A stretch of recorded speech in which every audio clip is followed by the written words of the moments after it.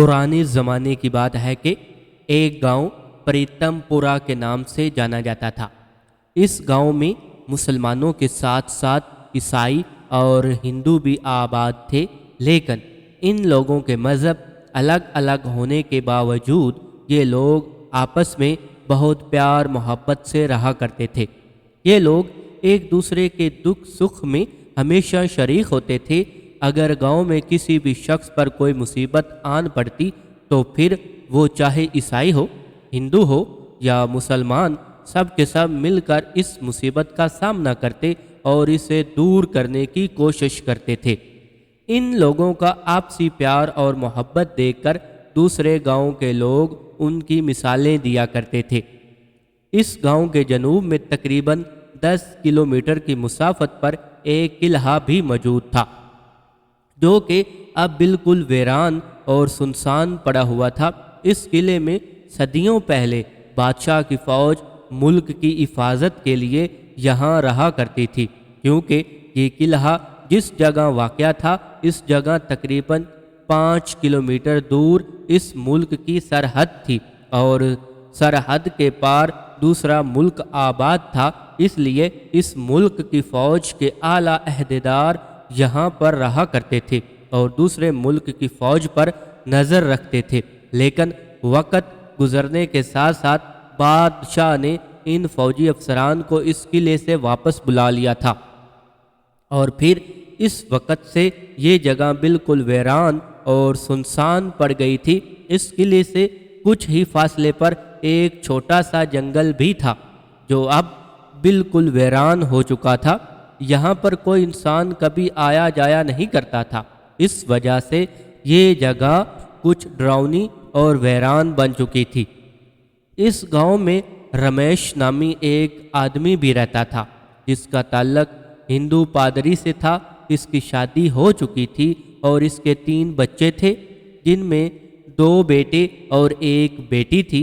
इसके एक बेटे का नाम दीपक और दूसरे का नाम सूरज था। इसकी बेटी का नाम रिया था। इसका सबसे बड़ा बेटा 16 साल का था, छोटा बेटा 13 साल का और बेटी 10 साल की थी। रिमश और इसकी बीवी बच्चे बड़े खुशहाल ज़िंदगी गुजार रहे थे, लेकिन कहते हैं कि बुरा वक्त कभी बताकर नहीं आता। रिमश के साथ भी कुछ ऐसा ही हुआ। इसके घर में एक बहुत बड़ी आफत आ पहुंची, जिसका असर पूरे गांव पर हुआ। एक दफ़ा ऐसा, रिमश का बड़ा बेटा दीपक, जो कि गांव के चौधरी की फैक्ट्री में काम करता था, एक दिन अपने दोस्तों के साथ गांव में सैरो तफरी कर रहा था कि उसके दोस्तों ने इस पुराने किले को देखने का प्रोग्राम बनाया। दीपक ने पहले इन अपने दोस्तों को समझाया कि हमें वहाँ नहीं जाना चाहिए, लेकिन दीपक के दोस्तों ने इसका मजाक उड़ाते हुए इससे कहा कि तुम इस किले पर जाने से इस तरह घबरा रहे हो जैसे वहाँ कोई चुड़ैल या भूत हो। दीपक ने कहा कि ऐसी बात नहीं, मैं वहाँ जाने से डर नहीं रहा, सिर्फ तुमसे इतना कह रहा हूँ कि वो इलाका अब बहुत वीरान पड़ गया है, लेकिन ऐसा ना हो कि हम वहाँ पर जाएं और किसी मुसीबत में फंस जाएं। दीपक के दोस्तों ने कहा कि अरे यार, ऐसी जगहों पर ही तो पिकनिक मनाने का मज़ा आता है। और फिर वो दोस्त दीपक को ज़बरदस्ती इस पुराने किले पर ले जाते हैं। ये सब दोस्त इस किले के चारों तरफ घूमते फिरते हैं। ये दोपहर का वक़्त था, दोपहर बहुत ज़्यादा थी। ये सब दोस्त सैर तफरी करते करते थक गए थे। इन दोस्तों में से एक ने कहा कि हमने इस किले के इर्द गिर्द तो बहुत घूम फिर लिया है, अब हमें अंदर जाके भी देख लेना चाहिए कि अंदर से ये किला कैसा है। इस पर दीपक कुछ चौंक सा गया था। इसने अपने दोस्तों से कहा कि नहीं, हमें इस किले के अंदर नहीं जाना चाहिए, बल्कि हमें अब वापस चला जाना चाहिए। वक्त बहुत हो गया है, इसलिए मेरी मानो हम वापस चलते हैं। दीपक के दोस्तों ने इसका बहुत मजाक उड़ाया और इससे कहा कि तुम तो यहाँ आने से भी हमें रोक रहे थे, लेकिन अब ہم جب یہاں آ چکے ہیں تو کیا تمہیں یہاں کوئی چڑیل یا بھوت نظر آیا ہے؟ یہ سب تمہارا وہم ہے، اس جگہ پر ایسی کوئی چیز نہیں ہے جس سے ہمیں کوئی خطرہ ہو۔ یہ کہتے ہوئے تمام دوست قلعے کے اندر چلے جاتے ہیں اور پھر نہ چاہے ہوئے دیپک بھی ان کے پیچھے قلعے کے اندر چلا گیا۔ قلعہ اندر سے بہت کشادہ تھا، لیکن کافی عرصہ سے استعمال نہ ہونے کی وجہ سے قلعے کے اندر مکڑیوں کے جالوں اور کوڑے کرکٹ کے علاوہ کچھ نہیں تھا۔ کوڑا کرکٹ پورے قلعے میں بھرا ہوا تھا۔ اس وقت قلعہ واقعی ہی بہت بھیانک اور ڈراؤنا لگ رہا تھا۔ دیپک کے دوست گھور گھور کر اس قلعے کے چاروں طرف دیکھ رہے تھے۔ پھر سب دوست سیڑھیوں سے قلعے کے اوپر جانے لگتے ہیں۔ دیپک، جس کو اس وقت بہت ڈر لگ رہا تھا، وہ بڑا سہما ہوا تھا اور چاروں طرف بڑے غور سے دیکھ رہا تھا۔ دیپک جب سیڑھیاں چڑھ کر اوپر جانے لگتا ہے جہاں اس کے باقی دوست گئے تھے، تو اچانک دیپک کی نظر کونے میں کسی چیز پر پڑتی ہے۔ دیپک دیکھتا ہے مکڑیوں کے جالوں کے پیچھے کوئی کھڑا ہوتا ہے۔ دیپک کچھ گھبرا سا جاتا ہے اور آہستہ آہستہ اس طرف بڑھنا شروع کر دیتا ہے جس طرف اسے کوئی کھڑا دکھائی دیتا ہے۔ اندھیرا ہونے کی وجہ سے اسے واضح دکھائی نہیں دے رہا تھا۔ اس نے سوچا کہ شاید اس کا کوئی دوست ہی وہاں کھڑا ہے، اس لیے وہ اس طرف بڑھتا جاتا ہے اور جب دیپک اس کے پاس پہنچتا ہے تو اس کے حلق سے اچانک ایک زوردار چیخ بلند ہوتی ہے اور بے ہوش ہو جاتا ہے۔ دیپک کی چیخ سن کر اس کے باقی دوست بھی قلعے کی چھت سے دوڑتے ہوئے واپس نیچے آ جاتے ہیں اور دیپک کو آواز دیتے ہیں، لیکن دیپک ان کی آواز کا کوئی جواب نہیں دیتا۔ وہ پریشان ہو جاتے ہیں اور پھر ان دوستوں میں سے اچانک ایک دوست بولتا ہے، وہ دیکھو دیپک۔ سارے دوست دوسری طرف دیکھتے ہیں تو انہیں دیپک زمین پر بے ہوش گرا ہوا ملتا ہے۔ سب کے سب دوست دوڑتے ہوئے دیپک کے پاس جاتے ہیں اور اسے ہوش میں لانے کی کوشش کرتے ہیں۔ کچھ دیر بعد جب دیپک کو ہوش آتا ہے تو وہ فوراً بڑی حیرت سے چاروں طرف دیکھنا شروع کر دیتا ہے۔ اس کے دوست دیپک سے پوچھتے ہیں کہ کیا ہوا ہے تجھے اور تم بے ہوش کیسے ہو گئے ہو؟ دیپک لرزاتی ہوئی آواز میں کہتا ہے کہ میں نے یہاں ایک بہت بھیانک بدرو دیکھی ہے، وہ یہیں کہیں ہے۔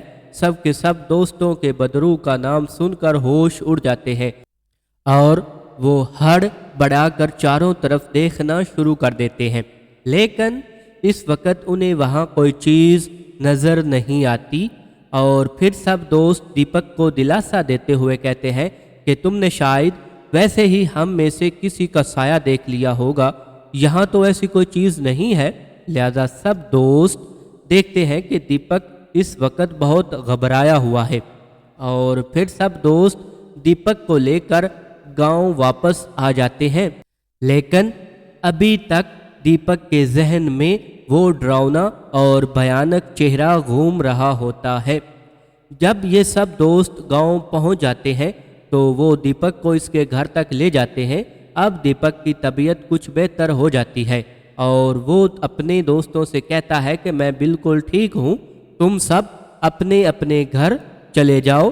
دیپک کے دوست کہتے ہیں کہ واقعی تیری طبیعت ٹھیک ہو گئی ہے، اگر ابھی بھی کچھ ذہن میں ہے تو اسے نکال دو، کیونکہ وہاں ایسی کوئی چیز نہیں تھی۔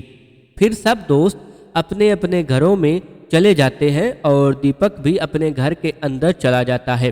کچھ دن تو ایسے ہی گزر جاتے ہیں۔ دیپک اپنے معمول کے مطابق فیکٹری پر کام کرنے جاتا ہے اور اب دیپک اس بدرو والا واقعہ بھی بھول چکا تھا، کیونکہ اس نے بھی سوچ لیا تھا کہ اگر وہاں کچھ ہوتا تو وہ اس پر حملہ ضرور کرتی، اس لیے وہ اس بدرو کو بھول چکا تھا، لیکن اسے معلوم نہیں تھا کہ ایسی چیزیں اگر کسی کے پیچھے لگ جاتی ہیں تو پھر ان سے پیچھا چھڑوانا بہت مشکل ہوتا ہے۔ لہذا پھر ایک دن ایسا ہی ہوا جیسے دیکھ کر ہر کسی کا دل لرزا اٹھا تھا۔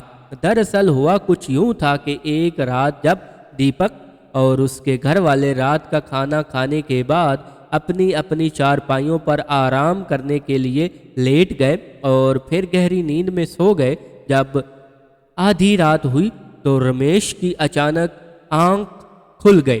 رمیش کی نظر ساتھ والی چارپائی پر گئی جس پر اس کا بیٹا دیپک سو رہا تھا، تو اس نے دیکھا کہ دیپک اپنی چارپائی پر موجود نہ تھا۔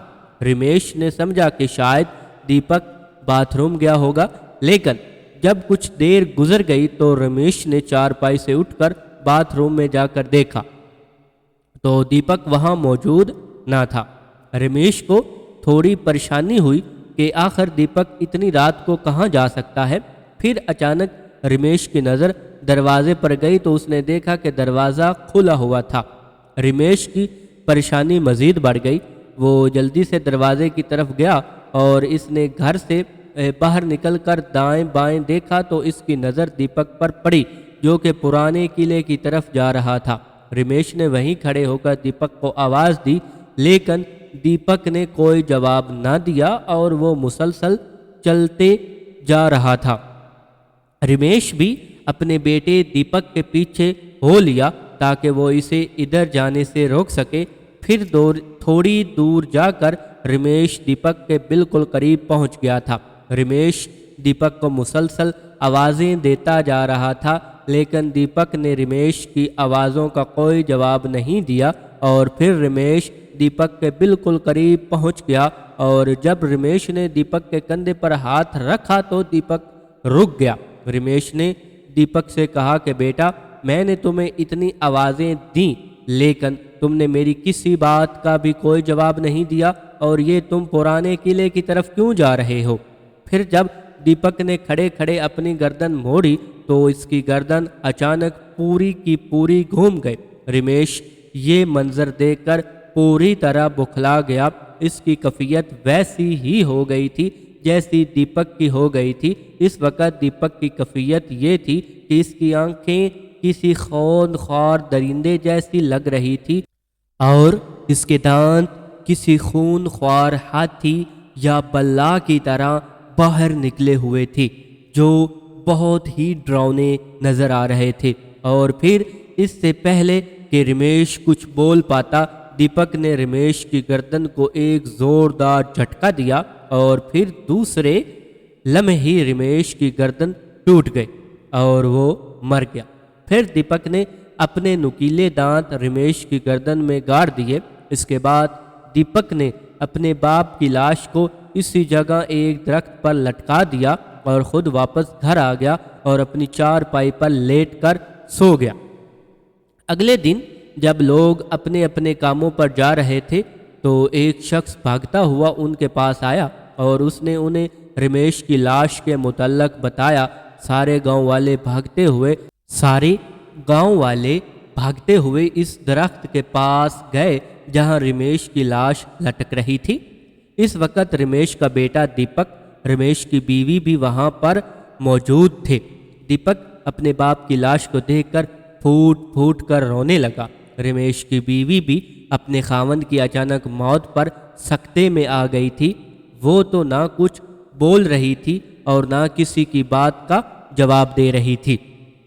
رمیش کا چھوٹا بیٹا اور بیٹی بھی وہاں موجود تھے۔ یہ دونوں بچے اپنے باپ کی لاش کو دیکھ کر بہت زیادہ خوفزدہ ہو گئے تھے۔ گاؤں والے دونوں بچوں کو وہاں سے لے گئے۔ سب گاؤں والے بھی بہت حیران پریشان تھے کہ آخر رمیش اس طرف کیا کرنے آیا تھا اور اس کی ایسی حالت کس نے کی ہوگی۔ پورا گاؤں رمیش کی موت پر دل برداشتہ ہو گیا تھا۔ کسی کو بھی کچھ معلوم نہیں تھا کہ رمیش حملہ کرنے والا کون تھا، رمیش پر حملہ کرنے والا کون تھا اور ایسی کون سی بلا گاؤں میں آ گئی ہے۔ چند روز اسی طرح غم میں گزر گئے اور پھر سب لوگ اپنے اپنے کاموں میں مصروف ہو گئے۔ اب رمیش کے پورے گھر کی ذمہ داری دیپک پر آ گئی تھی۔ دیپک پوری ایمانداری سے اپنی ماں اور اپنے چھوٹے بہن بھائی کی پرورش کر رہا تھا اور گھر کے تمام اخراجات خود اٹھا رہا تھا۔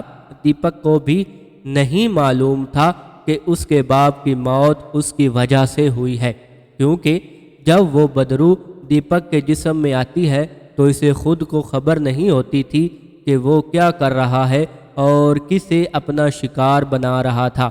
ابھی رمیش کی موت والا واقعہ کو زیادہ دیر نہیں ہوئی تھی کہ ایک رات جب پورا گاؤں بے فکری کی نیند سو رہا تھا کہ اچانک گاؤں میں چیخ پکار شروع ہو گئی۔ گاؤں کے سبھی لوگ اپنے اپنے گھروں سے باہر آ گئے۔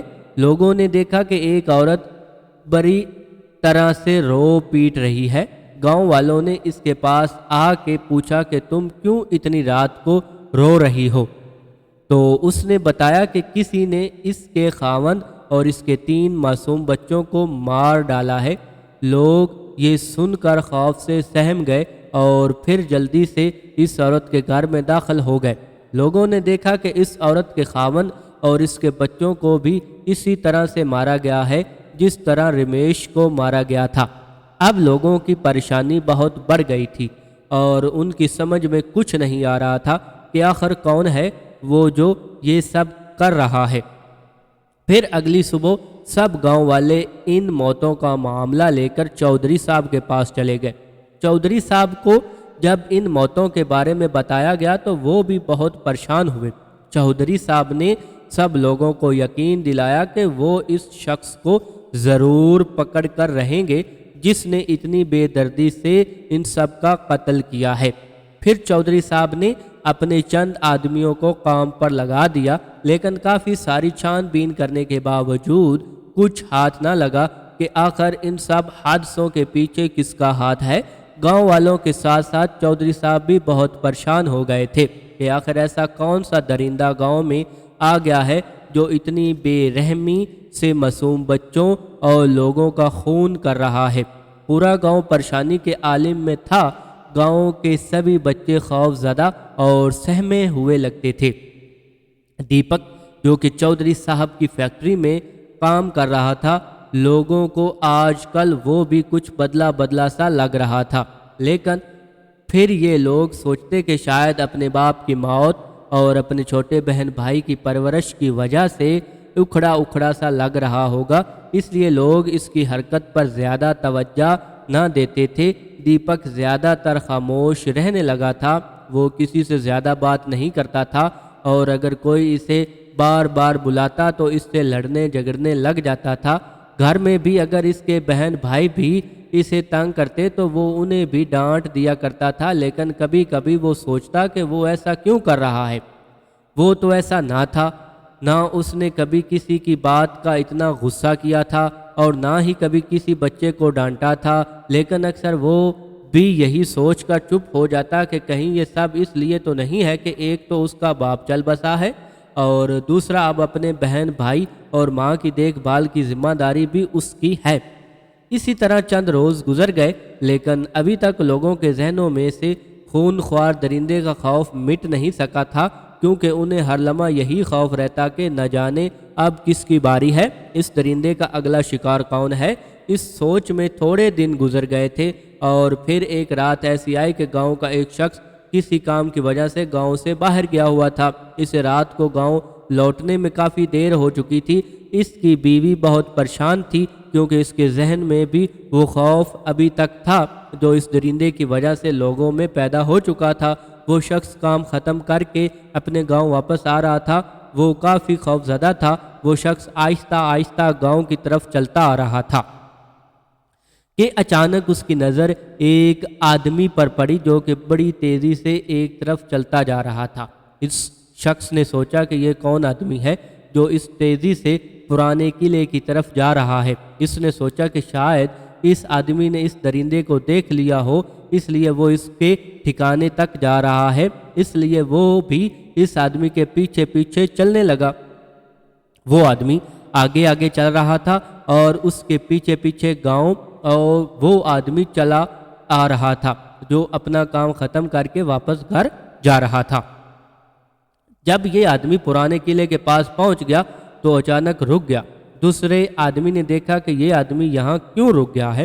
وہ چلتا ہوا جب اس کے پاس پہنچا تو اس شخص نے اس دوسرے آدمی کو پکارتے ہوئے پوچھا جو پرانے قلعے کی طرف جا رہا تھا کہ بھائی تم کہاں جا رہے ہو اور تم کون ہو؟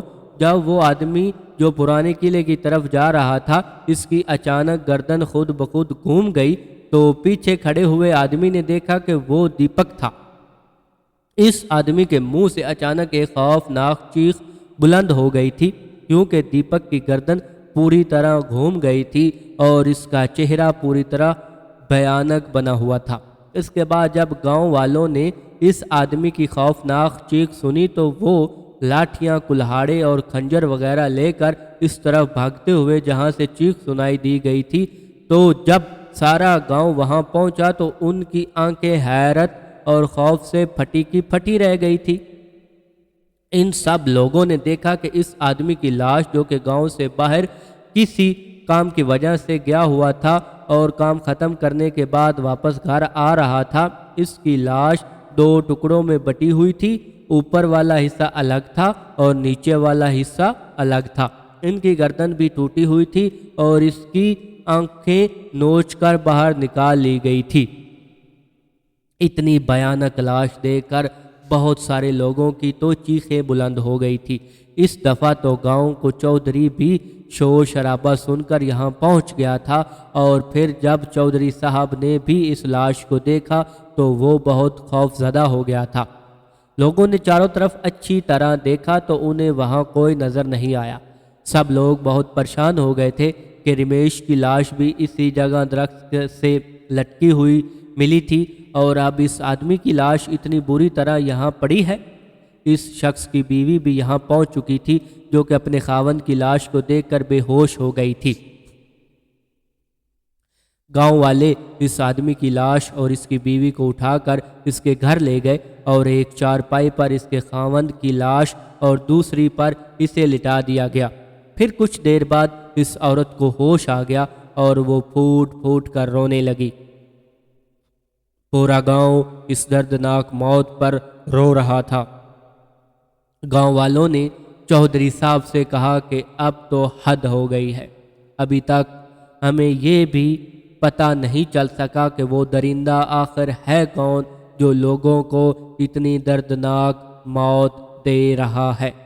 چودھری صاحب کے پاس اس بات کا کوئی جواب نہیں تھا کیونکہ وہ خود بہت خوف زدہ ہو گئے تھے۔ پھر بھی انہوں نے پورے گاؤں کو تسلی دی کہ آئندہ وہ اس گاؤں میں کسی کو اس درندے کا شکار ہونے نہیں دے گا۔ پھر چودھری اپنے گھر واپس چلا گیا۔ اس نے چند آدمیوں کو پورے گاؤں کی نگرانی کرنے کا حکم دے دیا تھا۔ پھر ایک دن جب دیپک چودھری صاحب کی فیکٹری میں کام پر لگا ہوا تھا تو منشی صاحب نے دیپک کی طرف غور سے دیکھا تو اس نے دیپک میں کچھ عجیب سی حرکات دیکھی اور یہ بھی محسوس کیا کہ کافی دنوں سے دیپک نہ تو کسی سے زیادہ بات کر رہا ہے، اور اگر کوئی اس سے بات کرنے کی کوشش کرتا ہے تو دیپک کو فوراً غصہ آ جاتا تھا۔ منشی جو کہ ایک ادھیڑ عمر کا آدمی تھا، بہت سمجھدار بھی تھا، منشی نے دیپک کی ساری کیفیت چودھری صاحب کو بتا دی اور ان سے کہا مجھے اس دیپک پر شک ہے، ہو نہ ہو جب سے یہ دیپک ہمارے گاؤں میں آیا ہے یہاں کسی نہ کسی کی موت ہو رہی ہے۔ چودھری صاحب نے کچھ سوچتے ہوئے کہا کہ مجھے بھی کچھ ایسا ہی لگتا ہے۔ پھر چودھری صاحب نے اپنے 3-4 آدمیوں کو اس دیپک پر نظر رکھنے کو کہا۔ چودھری صاحب کا حکم پاتے ہی 4 آدمی اس کام پر لگ گئے اور دن رات دیپک پر نظر رکھنے لگ گئے۔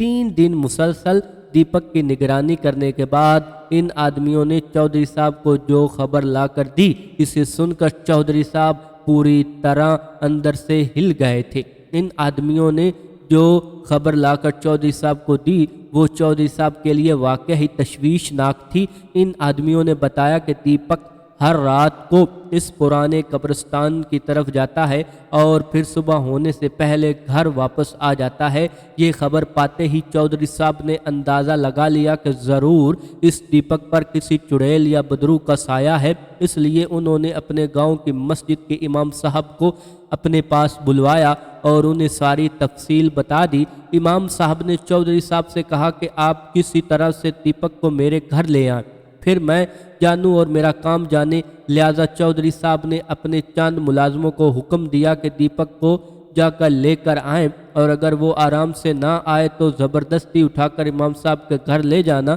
ملازم حکم پاتے ہی فیکٹری میں گئے اور دیپک سے کہا کہ گاؤں کی مسجد کے امام صاحب نے آپ کو بلوایا ہے، آپ ہمارے ساتھ چلیں۔ یہ سنتے ہی دیپک کے چہرے پر کچھ شکن پڑ گئے۔ پہلے تو اس نے صاف انکار کر دیا، لیکن پھر ملازموں کے اصرار پر دیپک ان کے ساتھ چل دیا۔ دیپک جب امام صاحب کے گھر پہنچا تو امام صاحب پوری تیاری کے ساتھ بیٹھے ہوئے تھے۔ امام صاحب نے دیپک کو اپنے پاس بٹھا لیا اور پھر اس کے سر پر ہاتھ رکھ کر کچھ پڑھنا شروع کر دیا۔ جیسے جیسے امام صاحب قرآن پاک کی تلاوت کرتے جا رہے تھے، دیپک کا پورا بدن پسینے سے بھیگتا جا رہا تھا، اور پھر اچانک دیپک کے چہرے کے تاثرات ہی تبدیل ہو گئے اور وہ بے ہوش ہو گیا۔ دیپک کے بے ہوش ہوتے ہی کمرے میں جیسے دھواں سا پیدا ہوتا جا رہا تھا، اور پھر امام صاحب کے سامنے ایک خوفناک اور خونخوار بدرو کھڑی امام صاحب کے گھور رہی تھی۔ بدرو نے امام صاحب کو گھورتے ہوئے کہا کہ تم نے یہ اچھا نہیں کیا، میں تم سب کو ہرگز نہیں چھوڑوں گی۔ امام صاحب نے جب بدرو کو دیکھا تو ان کے چہرے پر ذرا برابر بھی خوف نہ تھا، کیونکہ وہ ایک سچے اور پکے مسلمان تھے اور حافظ قرآن بھی تھے۔ امام صاحب نے اسی لہجے میں بدرو سے کہا کہ اے بدبخت، ان معصوم لوگوں نے تمہارا کیا بگاڑا ہے جو تو ان کے پیچھے پڑ گئی ہے؟ تمہاری وجہ سے تو گھر تباہ ہو گئے ہیں، اور اس معصوم نے تمہارا کیا بگاڑا ہے جو تم نے اس کے جسم پر قبضہ جما رکھا ہے؟ یہاں سے چلی جاؤ ورنہ میں تمہیں ہمیشہ کے لیے ختم کر دوں گا۔ بدرو نے جب امام صاحب کی یہ باتیں سنی تو ایک زوردار کہکا لگایا جس کی آواز پورے گاؤں میں گونج اٹھی اور سب گاؤں والے بہت خوف زدہ ہو گئے۔ یہ سب لوگ جلدی سے امام صاحب کے گھر کے باہر جمع ہو گئے تھے۔ چڑیل نے غصیلی آواز میں امام صاحب سے کہا کہ تم مجھے کیا مارو گے؟ میں تم سے کہیں زیادہ طاقتور ہوں اور اب میں تمہارے پورے گاؤں کو ویران کر دوں گی۔ اس کے بعد بدرو نے اچانک امام صاحب پر حملہ کر دیا، لیکن امام صاحب بھی پوری تیاری کے ساتھ بیٹھے ہوئے تھے۔ امام صاحب نے جب بدرو کو اپنی طرف آتے دیکھا تو انہوں نے پاس رکھے ہوئے پانی کو اٹھایا جس پر امام صاحب نے دم کیا ہوا تھا۔ وہ پانی امام صاحب نے بدرو کے اوپر پھینک دیا۔ پانی کے پڑتے ہی بدرو نے چیخنا چلانا شروع کر دیا، کیونکہ اس پانی سے بدرو کے جسم میں آگ لگنا شروع ہو گئی تھی۔ بدرو کی ہیبت ناک چیخیں پورے گاؤں میں گونج رہی تھی، اور یہ چیخیں سن کر سارے گاؤں والے بہت سہمے ہوئے تھے، اور پھر چند ہی منٹوں بعد بدرو کے پورے جسم میں آگ لگ گئی اور وہ جل کر بھسم ہو گئی۔ اس کے بعد امام صاحب اپنے کمرے سے باہر آئے اور انہوں نے پورے گاؤں کو بدرو کے ختم ہو جانے کی خوشخبری سنائی۔ یہ خوشخبری سنتے ہی پورے گاؤں کے لوگوں میں جیسے جان آ گئی ہو۔ امام صاحب نے ان سب لوگوں کو بتایا کہ یہ بدرو بہت ہی خطرناک اور خونخوار تھی، اور اگر اس کے بارے میں جلد معلوم نہ ہوتا تو نہ جانے اور کتنے معصوم لوگوں کو اپنی جان گنوانی پڑتی۔ لیکن اللہ تعالیٰ نے ہم سب پر اپنا خاص فضل اور کرم کیا ہے کہ ہمیں جلد ہی اس خونخوار بدرو کے بارے میں معلوم ہو گیا، اور اب ہمیں اس بدرو سے ہمیشہ ہمیشہ کے لیے نجات مل گئی ہے۔ اس کے بعد چند منٹوں بعد دیپک کو بھی ہوش آ گیا اور اٹھ کر کمرے سے باہر آ گیا، اور سب لوگوں کو امام صاحب کے گھر کے باہر کھڑا دیکھ کر حیران پریشان ہو گیا۔ اس نے امام صاحب سے پوچھا کہ مجھے کیا ہوا تھا؟ امام صاحب نے ساری بات دیپک کو بتا دی کہ کس طرح ایک خونخوار بدرو نے تم پر قبضہ کر لیا تھا۔ دیپک کو جب یہ معلوم ہوا تو اسے بہت افسوس ہوا کہ اس کی وجہ سے اس کے باپ اور 4 معصوم لوگوں کی جان چلی گئی۔ امام صاحب نے دیپک کو تسلی دیتے ہوئے کہا کہ اس میں تمہاری غلطی صرف اتنی ہے کہ تم اس پرانے قلعے کے اندر چلے گئے تھے اور پھر اس بدرو نے تمہارے جسم پر قبضہ کر لیا تھا، اور ویسے بھی یہ قسمت کا لکھا ہوا تھا، اس میں تمہاری کیا غلطی ہے؟ اب تم ان سب باتوں کو بھول جاؤ اور اللہ رب العزت کا لاکھ لاکھ شکر ادا کرو کہ تمہاری اس بدرو سے جان چھوٹ گئی۔ دیپک کو بہت افسوس ہو رہا تھا کہ وہ اپنے دوستوں کے ساتھ اگر اس قلعے میں نہ جاتا تو آج اس کے ساتھ یہ سب کچھ نہ ہوتا۔ دیپک کے دوستوں نے بھی اس سے معافی مانگی اور اس سے کہا کہ تم سچ کہتے تھے کہ ایسی جگہوں پر واقعہ ہی ایسی بری چیزیں بسیرا کر لیتی ہیں اور ہمیں ایسی جگہوں پر جانے سے گریز کرنا چاہیے۔ پھر دیپک اپنے دوستوں سے کہتا ہے کہ اب جو ہونا تھا وہ تو ہو گیا ہے۔ اتنا کہہ کر دیپک اپنے گھر کی طرف چلا جاتا ہے، لیکن دیپک کے ذہن سے یہ بات کبھی نہیں نکلتی کہ اس کی وجہ سے اس کے باپ کی جان چلی جاتی ہے۔